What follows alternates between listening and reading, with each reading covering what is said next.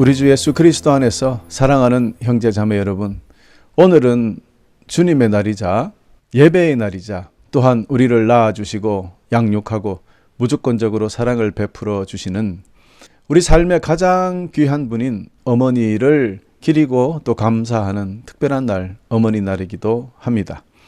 우리 모두는 우리의 어머니, 그들이 우리에게 베푼 사랑과 희생과 헌신 인정하고 매일매일 감사드려야 하겠습니다.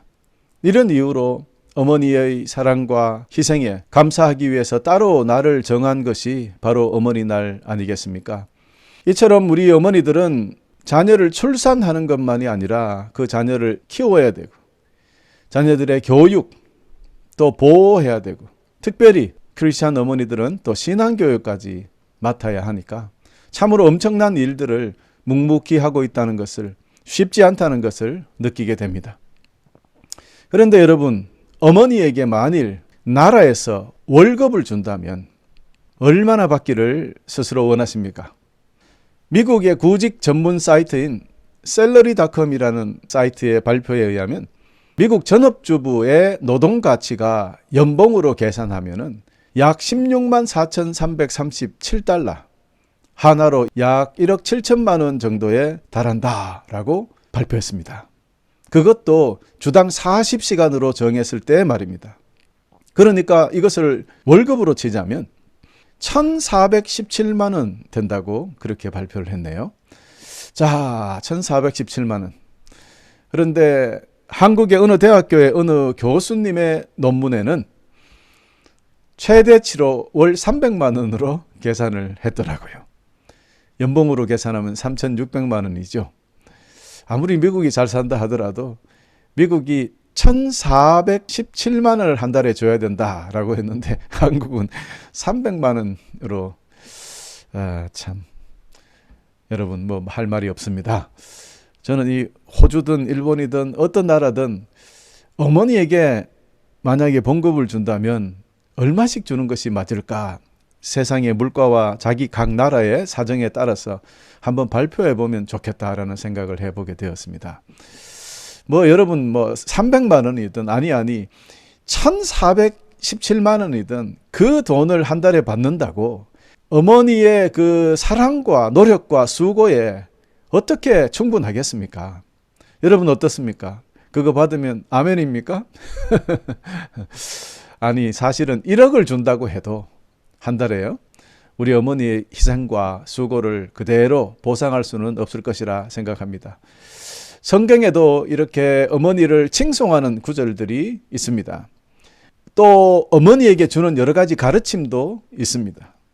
근데 여러분 성경의 가장 이상적인 어머니 그리고 가장 이상적인 아내, 견모양처가 되겠죠. 이런 어머니의 정의를 기록해 놓은 부분이 있는데요. 바로 잠언 31장 10절에서 31절까지입니다. 너무 길어서 제가 다 읽지는 않겠습니다만은 이를 간단히 정리하자면 어머니의 역할이 자녀를 출산하는 것으로 끝나는 것이 아니라 엄청난 인내심과 큰 사랑으로 자녀를 양육하고 가르치고 인도하는 것을 아주 강하게 선포하고 있습니다. 그 몇 가지 예를 들어 보자면요. 구약에 한나가 있습니다. 한나는 아이를 가질 수 없었기 때문에 우리 아버지 하나님께 간절히 구했습니다.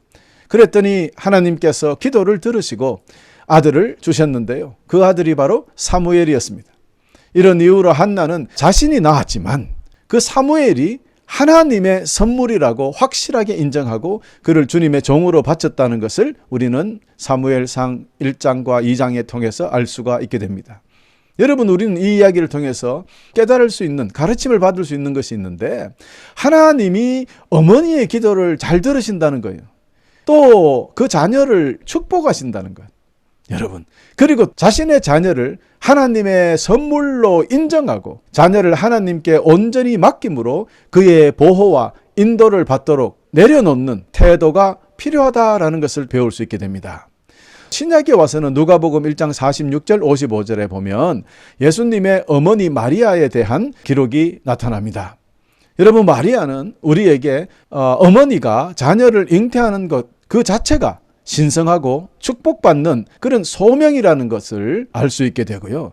이를 통해서 우리 자녀는 우리의 것이 아니라 우리에게 맡겨진 하나님의 선물이라는 것을 나타내고 있습니다.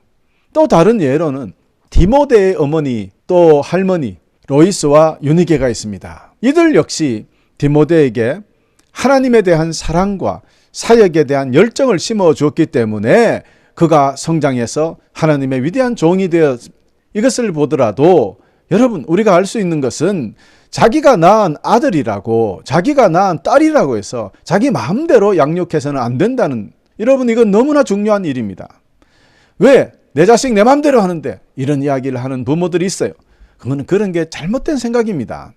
모든 어머니는 오직 하나님의 뜻과 계획대로 자녀를 양육해야 된다. 그래서 하나님의 자녀답게 우리 아이들을 성장시켜야 된다는 것을 여러분 잊어서는 안 되겠습니다. 여러분 이것이 바로 성도된 믿음의 어머니가 자녀 양육하는 방법입니다. 또한 이는 어머니의 가장 중요한 역할이자 임무가 된다는 것을 결코 잊지 마시기를 축원합니다. 특히 여기서 우리는 어머니가 자녀 신앙교육에 지대한 영향을 준다는 것을 알 수 있는데요. 사실 신앙교육은 어머니의 특권이기도 합니다. 여러분 이를 아주 쉽게 증명할 수 있는데요. 일반적인 이야기입니다. 어머니가 성도이면 자녀들은 신앙을 가지는 경우가 많은데 반대로 어머니가 불신자인 경우는 대부분 그 자녀들이 주님을 믿지 않는 경우를 보게 됩니다. 일반적으로 그렇다는 겁니다. 이를 보아서도 신앙은 어머니로부터 가장 큰 영향을 받게 된다는 것을 우리는 알 수 있습니다. 이처럼 우리 어머니들이 자녀를 하나님의 자녀로 하나님의 백성으로 양육하고 성장시켜야 한다는 이 진리를 여러분 잊지 않으시기를 부탁드립니다. 자녀를 하나님의 백성으로 하나님의 자녀로 성장시켜야 합니다.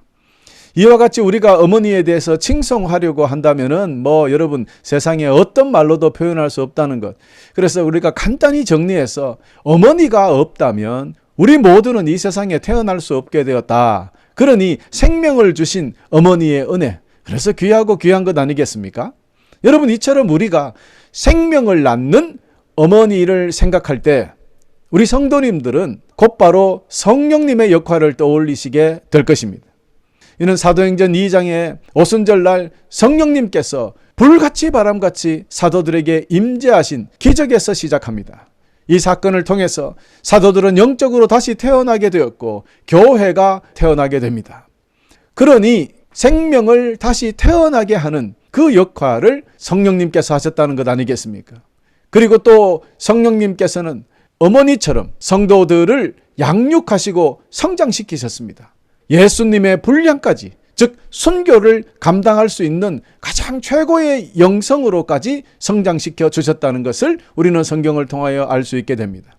성령님 없이는 우리가 영적으로 다시 태어날 수가 없고 성령님 없이는 성장할 수 없고 성령님 없이는 참되고 복된 것을 도무지 배울 수 없다는 것입니다.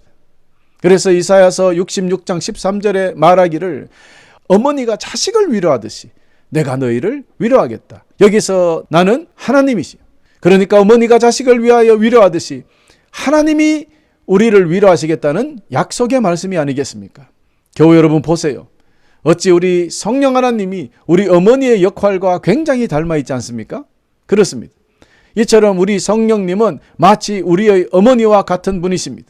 그래서 제가 오늘 설교 제목을 성령 어머니 하려고 했는데 만약에 성령 어머니 했다면 또 어떤 사람이 2단이네 3단이네 또 이럴 것 같아가지고요. 여러분 의미만 전달하고자 합니다. 하나님을 어머니라고 부르는 한국에 2단 종교가 있으니까요. 오해가 되기 싫어서 제가 성령님은 마치 우리의 어머니와 같은 분이다. 이 정도로 표현하고자 합니다. 여러분 이해하시길 바랍니다. 어쨌든 여러분 이렇게 성령님은 우리를 위로하시는 위로자고 우리의 안내자이시며 우리의 조력자이십니다. 성령님은 우리가 기독교인의 삶을 살 수 있도록 도우시고 힘을 실어주시는 분이시기 때문에 우리가 신앙 안에서 성장할 수 있도록 우리를 도우시는 분이시다라는 것을 기억해야 합니다. 그렇습니다. 바로 이 성령님의 역할을 물리적으로 그대로 행해 주시는 분이 우리들의 어머니입니다. 어머니는 우리를 이 세상에 태어나게 하시고 그 조건 하나만으로도 어머니는 자녀들을 무조건적으로 사랑하게 되는 것입니다. 어머니의 그 사랑 누구도 끊을 수 없을 것입니다. 이런 어머니의 사랑은 주님의 사랑과 꼭 닮아 있습니다. 로마서 8장 35절이 선포하기를 누가 우리를 그리스도의 사랑에서 끊을 수 있겠습니까? 환난입니까? 아니면 어려움입니까? 핍박입니까? 그렇지 않으면 굶주림입니까? 헐벗음입니까? 위험입니까? 아니면 칼입니까? 교우 여러분, 이처럼 성령님과 어머니들은 참으로 닮은 점이 많습니다. 두 분 다 자녀를 사랑하고 양육하고 지지하고 인도하십니다. 그들은 우리가 그들을 필요로 할 때마다 우리를 도와주시고 우리를 지켜주시고 우리와 함께 해주신다는 것 기억해야 하겠습니다. 이런 의미로 어머니와 성령님의 역할을 비교하여서 성경이 말하는 어머니는 어떤 것이신지 배우고 익혀서 감사하는 시간이 되고, 또 역으로 어머니의 역할을 보아서 성령님의 사역을 더욱더 깊이 깨닫는, 또 그래서 감사하고 영광 돌리는 귀한 시간이 되기를 축원하면서 계속 말씀을 이어가고자 합니다.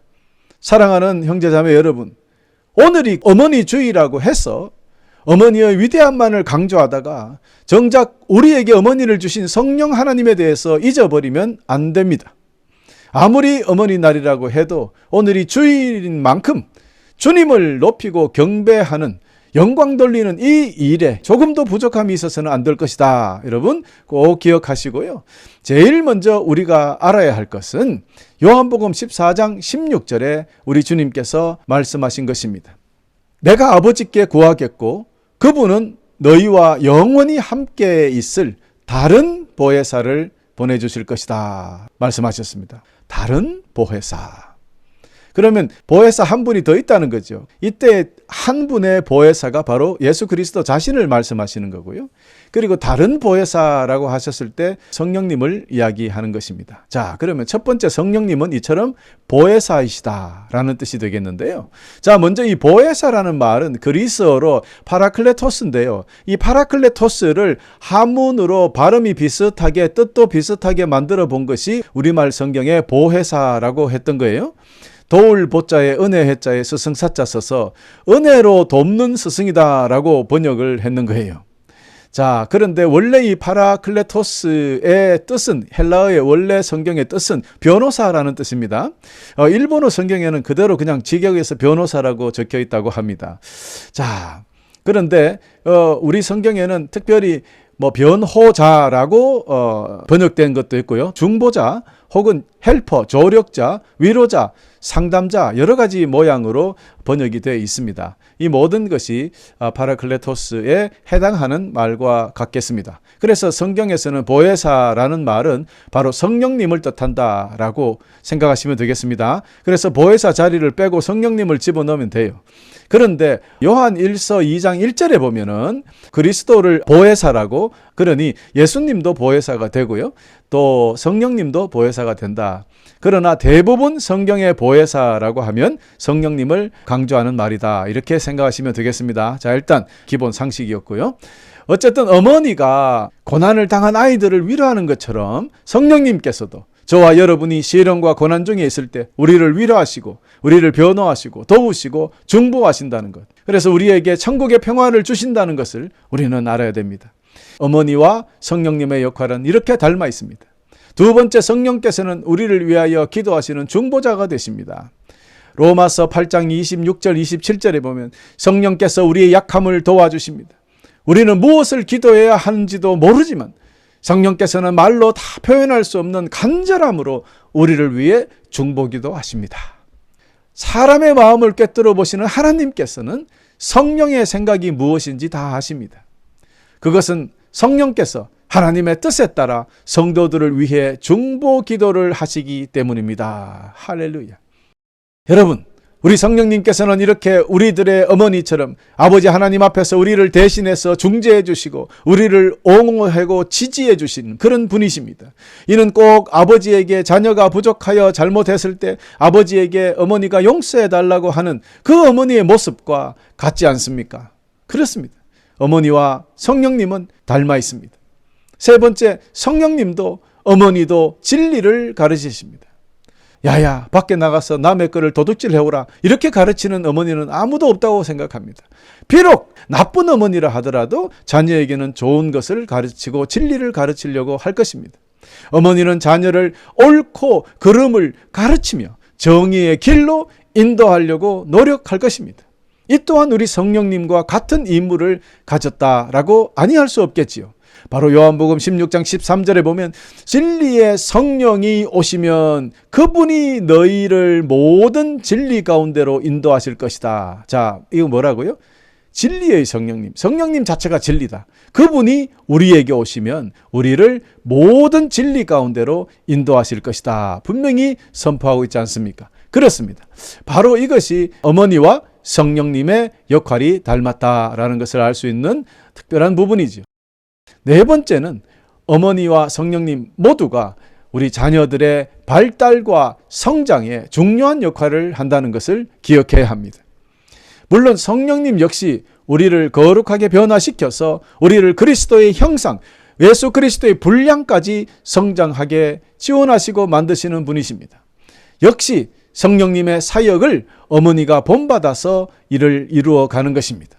고린도후서 3장 18절에 보면 우리는 주님의 형상으로 변화하여 점점 더 큰 영광에 이릅니다 라고 선포한 것처럼 우리가 주님의 형상으로 변화되어 가는 것, 이것을 영적 성장이라 하지 않습니까? 이런 성장을 도와주고 인도하시는 분이 성령님이고 우리의 육적으로 도와서 우리가 성장하도록 만들어 주시는 분이 또한 어머니시니 이 두 분의 역할과 가르침과 모든 것은 그렇게 닮아 있다라는 것을 알 수 있게 되는 것입니다.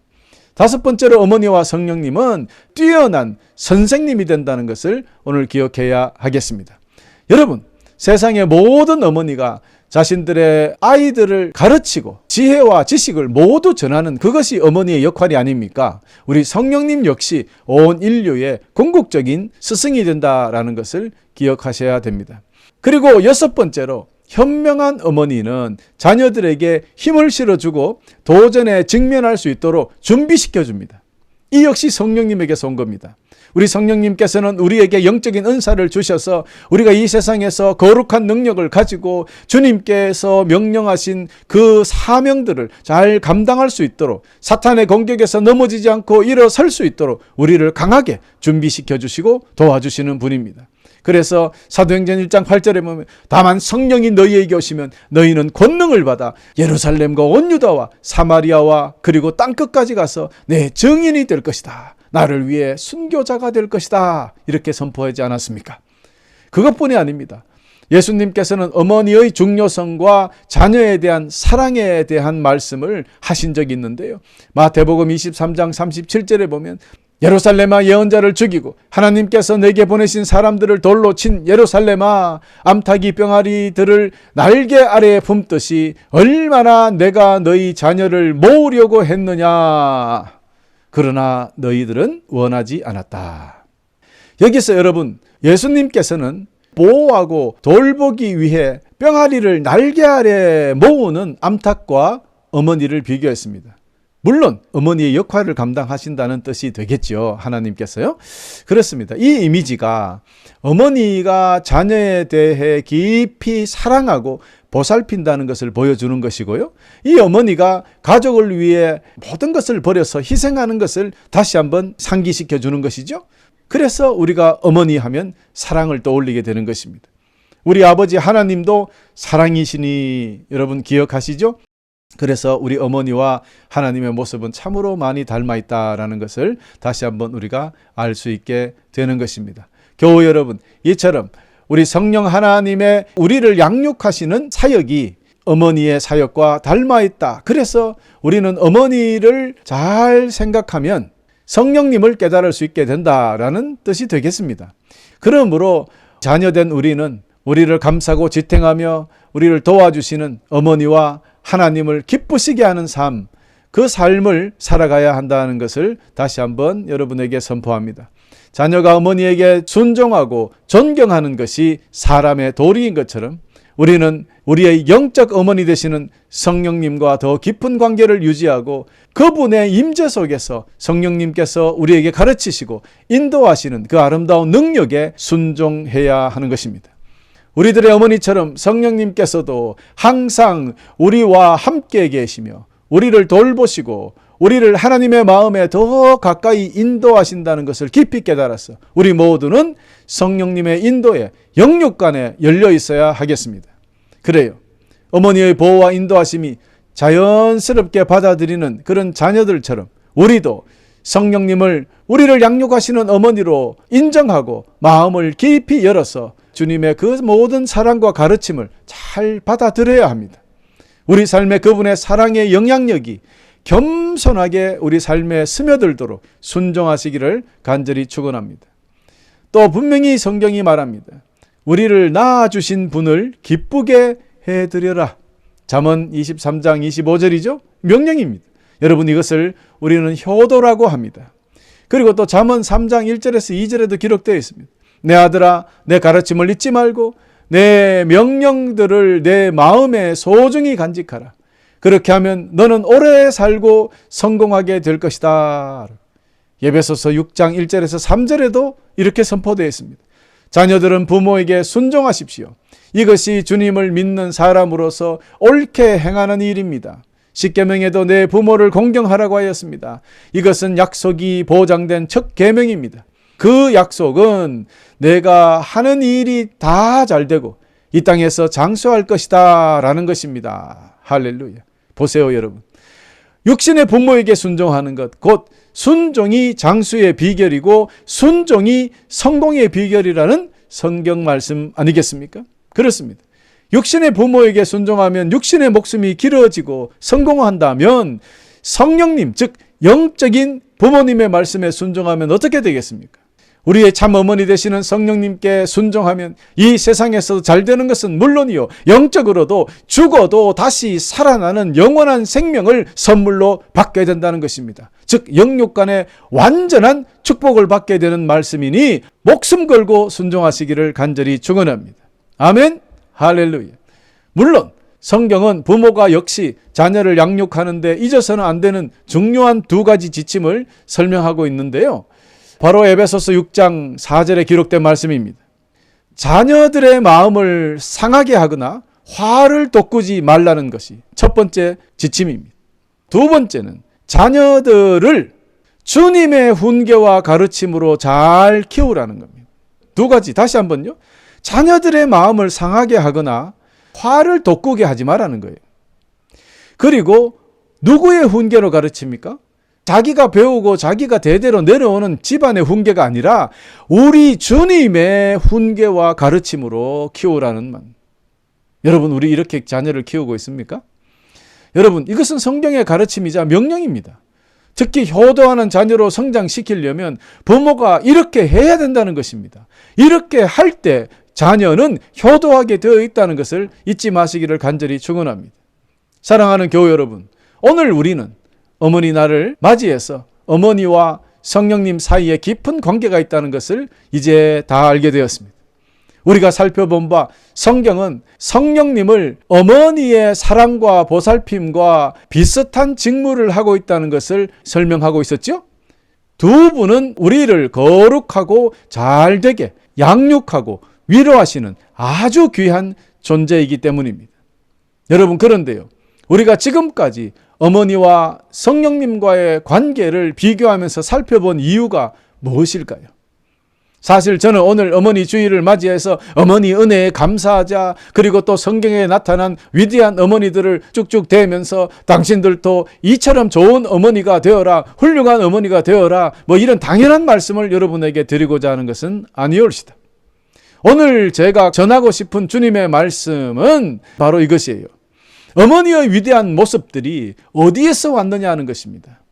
이 모든 것은 사실 성령 하나님으로부터 온 것이다 라는 것을 첫 번째로 선포하고자 하는 거예요.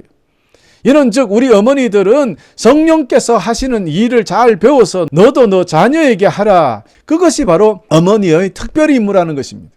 그래서 우리 성령님께서는 우리를 인도하시고 양육시켜서 우리가 바로 예수 그리스도의 분량인 성령 충만하기까지 성장하기를 바라는 것 아니겠습니까? 그러니 어머니들도 자녀를 성령님께서 원하시는 수준으로 양육하고 성장시켜 놓아야 한다는 것입니다. 이처럼 여러분, 우리가 그 수준과 그 목표를 오늘 마지막으로 말씀드리고자 하는데요. 갈라디아서 5장 22절에서 23절이 바로 어머니가 성령님의 도우심으로 자녀를 완성시켜 놓아야 할 궁극의 목표가 되겠습니다. 갈라디아서 5장 22절에서 23절 함께 읽어보겠습니다. 그러나 성령의 열매는 사랑과 기쁨과 평화와 오래 참음과 자비와 착함과 성실과 온유와 절제이니 이런 것을 금지할 율법이 없다 말했습니다. 여러분 보세요. 이렇게 성령의 9가지 열매를 맺히도록 도우시고 인도하시는 분이 성령님입니다. 그러므로 우리 어머니들도 자녀들이 성령의 열매가 충만하도록 가르치고 보호하고 인도하고 양육해야 하겠다라는 것이 오늘 말씀의 결론이 되겠습니다. 다시 한번 말씀드립니다. 어머니들은 오늘부터 자녀를 성령님께서 하신 것처럼 그렇게 해야 한다라는 뜻입니다. 주님의 분량처럼, 즉 성령의 9가지 열매인 사랑과 기쁨과 평화와 오래 참음과 자비와 착함과 성실과 온유와 절제가 넘치는 그런 자녀로 키워내야 하겠다. 여러분 꼭 기억하시길 바랍니다. 끝으로 어머니 날을 맞이하여서 우리 모두는 성령님과 어머니들에게 감사하며 살아야겠습니다. 성령님과 어머니 두 분을 우리들의 삶에 모시고 사는 것은 사람이 가질 수 있는 가장 큰 행복이자 가장 큰 축복이 되기 때문이다. 아멘입니까 여러분? 그렇습니다.